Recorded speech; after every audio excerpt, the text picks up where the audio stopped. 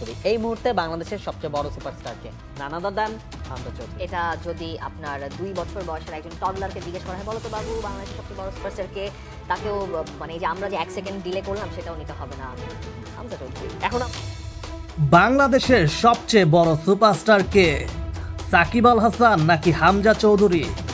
সম্প্রতি এমনই একটি বিষয় নিয়ে সামাজিক যোগাযোগ মাধ্যমগুলোতে চলছে তুমুল আলোচনা ও সমালোচনা, যেখানে দেশের একটি শীর্ষস্থানীয় গণমাধ্যম টি স্পোর্টসের একটি সাক্ষাৎকারে দাবি করা হয় বাংলাদেশের সবচেয়ে বড় সুপারস্টার হামজা চৌধুরীকে।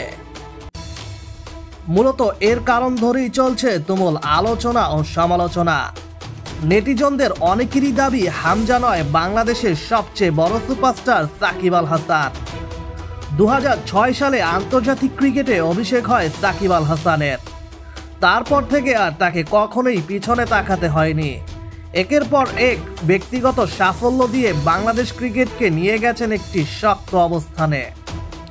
বলা হয় সাকিব আল হাসানের কারণেই বাংলাদেশকে চিনেন বিশ্বের নানান প্রান্তের মানুষ, যারা কিনা আগে বাংলাদেশকে চিনতই না। সাকিব আল হাসান, যিনি কিনা বিশ্বের একমাত্র খেলোয়াড় হিসেবে আইসিসি টেস্ট, ওয়ানডে এবং টি-20 নাম্বার 1 অলরাউন্ডার হিসেবে বাংলাদেশের প্রতিনিধিত্ব করেছেন।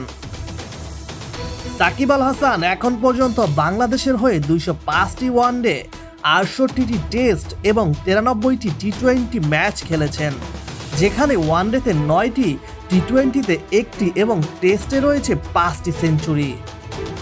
3 ফরম্যাট মিলিয়ে বোলিংয়েও নিয়েছেন মোট 14 বার 5 উইকেট। সাকিব আল হাসান এখন পর্যন্ত আন্তর্জাতিক ক্রিকেটে করেছেন 13,385 রান এবং উইকেটও নিয়েছেন 700রও বেশি। অন্যদিকে হামজা চৌধুরী ইংল্যান্ডের প্রিমিয়ার লিগের Leicester city, shepherd United FC ও চেলসি ক্লাবের হয়ে খেলেছেন। এ সকল ক্লাবে হামজার রয়েছে অসংখ্য রেকর্ড।